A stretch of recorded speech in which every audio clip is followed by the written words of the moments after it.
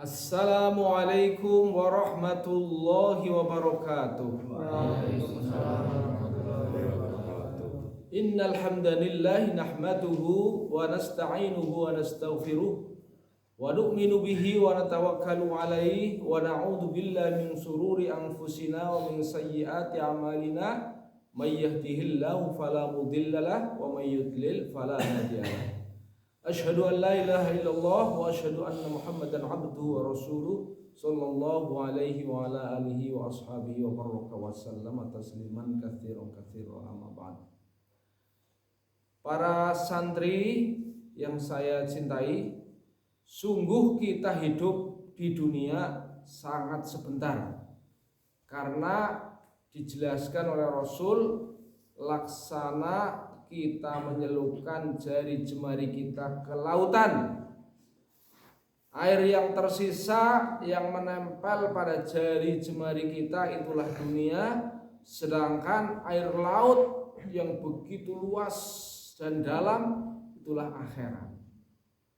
Oleh karena itu maka tidaklah pantas bila kita hidup di dunia tidak bisa mengatur waktu untuk kepentingan akhirat ataupun kepentingan dunia yang sementara ini. Dajjal akan datang untuk memfitnah kita, dan fitnah Dajjal itu paling besar. Bahkan Dajjal itu sendiri digambarkan oleh Rasul itu seperti Ibnu Khoton, seorang yang buta mata kanannya hanya bisa melihat mata kirinya. Baina ainaihi maktubun kafirun, dan di antara kedua mata tertulis kafir.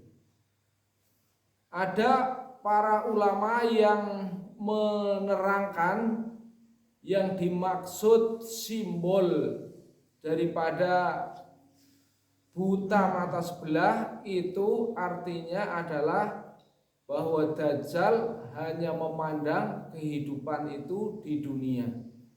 Jadi selalu hidupnya adalah untuk dunia, yaitu mata kirinya. Sedangkan mata kanannya buta. Itu ada yang mengartikan bahwa pandangan akhirat itu nol. Jadi hidup di dunia adalah untuk dunia, sedangkan akhirat itu digambarkan dengan mata buta, yaitu artinya tidak bisa melihat dengan keyakinannya, ya, sehingga hidupnya adalah untuk dunia. Padahal orang-orang yang hatinya tertutup hanya mengutamakan hidup di dunia, ya, hati tertutup itu kalau dalam bahasa Arab namanya ada penutup. Penutup itu cover, ya. Kalau dalam buku cover, dalam bahasa Arab kafir, ya. Jadi kafir itu hatinya tertutup. Dia hanya memandang sebelah mata, yaitu memandang hidup ini hanya di dunia. Hidup di akhirat tertutup, ya. Oleh karena itu dalam hal ini untuk mengutamakan kehidupan dunia, bekerja keras luar biasa. Kerja tanpa lelah, tanpa payah, karena harapannya dunia. Tapi tidak ada upaya untuk kehidupan akhirat. Karena apa? Buta, tidak bisa melihat, tidak bisa meyakini, ya. Hadirin rahimani wa rahimakumullah, orang yang hatinya tertutup yaitu orang kafir. Innalladzina kafaru wa matu wa hum kuffar. Orang-orang kafir sesungguhnya orang-orang kafir itu innalladzina kafaru wa matu wa hum kuffar, dan dia mati dalam keadaan kekafiran. Orang kafir sampai mati kafirnya, ya kan? Innalladzina kafaru wa matu wa hum kuffar fala yuqbala min ahadihim minhul ardi dhahaba wala wiftada bih. Itu walaupun nanti diberikan tebusan sebesar emas, ya, tebusan emas sebesar bumi, ya. Ada enggak yang punya emas sebesar bumi? Ada enggak? Emas batangan satu batang sudah harganya cukup mahal, ya. Sekarang 1 gram aja berapa sekarang Umi itu emas? 1 gram aja 1 juta. Orang yang hatinya tertutup, lalu dia punya pikiran lah gampang nanti nyogok sama Allah gitu, ya, membuat tebusan. Dia hidup selama hidup itu mengumpulkan emas sampai akhirnya sebesar bumi emasnya dikumpulkan, ya. Maka tidak akan bisa menebus kekafirannya itu, ya, menjadi orang-orang yang selamat. Karena apa? Tebusan emas yang sebesar bumi aja tidak diterima. Fala yuqbala min ahadihim mil'ul ardi dhahaba. Dhahab itu uang. Apa? Dhahab itu emas, ya. Wala miftadabi. Ulaika lahum adabun alimu wa ma lahum min nasirin. Mereka itu hanya mendapat azab yang pedih dan tidak pernah akan ada yang menolong. Nah ini, jadi hidup ini hanya sekali. Mari kita gunakan ini untuk akhirat yang sebesar-besarnya. Walaupun dunia juga perlu dikasih hak, ya. Karena kalau orang terlalu banyak berbuat dosa, ini ya, dosa itu bisa berupa meninggalkan perintah, bisa juga melanggar larangan. Maka summa qasat qulubukum mim ba'di dzalika fahiyakal hijarah.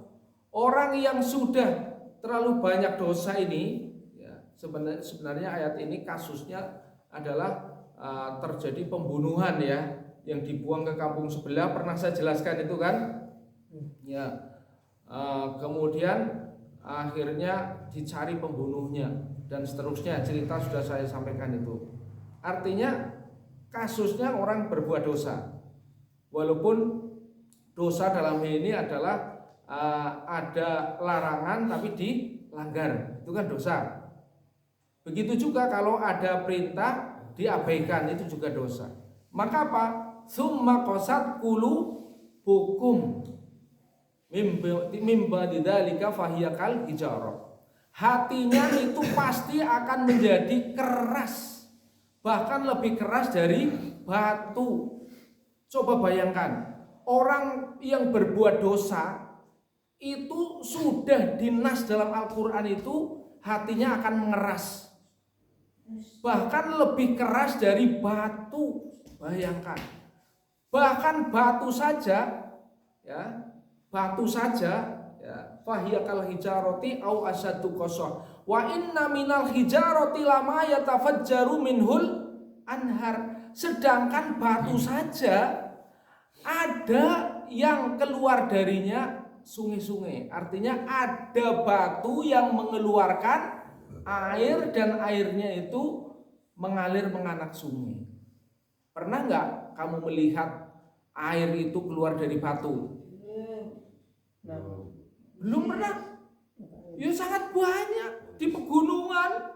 Pegunungan itu bebatuan, tapi dari gunung keluar air, ya. Wa inna minha lama yashaqqaqu fayakhruju minhul ma. Bahkan sebagian batu ada yang pecah dan dari pecahan batu itu keluar mata air. Ini yang bicara Allah loh, Ham. Iya. Itu. Oh, nggak mungkin salah ini. Ya, batu saja ada yang pecah mengeluarkan mata air. Wa inna minha lama yashaqqaqu fayakhruju minhul ma wa inna minha lama yahbitu min khasyatillah.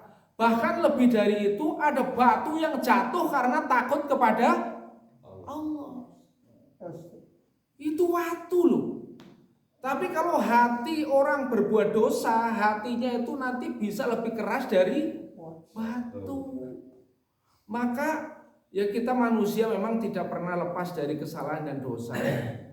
Tapi apabila kita terlanjur sudah kena berbuat dosa, meninggalkan perintah, menyepelekan sholat dan sebagainya, padahal sholat itu perintahnya hafidhu ala sholawati wa sholatil wusta, jagalah sholat, hafidhu ala sholat, jagalah sholat. Kalau kita kurang ya, kadang-kadang ada perintah sholat, ada panggilan sholat, kita masih santai-santai, ini hatinya kan jadi keras. Oleh karena itu marilah kita hati-hati, hidup sebentar ini, hidup hanya sekali ini, tidak ada remedi dalam hidup. Begitu kita gagal, sudah ya. Oleh karena itu mari hidup yang sekali kita yakini, kita gunakan sebaik-baiknya untuk menolong diri kita. Ya, terima kasih atas perhatiannya dan mohon maaf atas segala kurangannya. Semoga Allah memberikan petunjuk terus kepada kita supaya mempertahankan hidayah yang ada dari kita. Kalau karena apa, hati itu tuh bisa dibolak-balikan ini ya oleh Allah, tergantung dari amal kita juga. Ya, semoga Allah selalu menjaga amal kita menjadi amal yang baik. Terima kasih atas perhatiannya dan semoga Allah memberikan kekuatan kita untuk selalu bersyukur atas petunjuk yang Allah berikan. Sekian, billahi taufiq wal hidayah. Wassalamualaikum warahmatullahi wabarakatuh.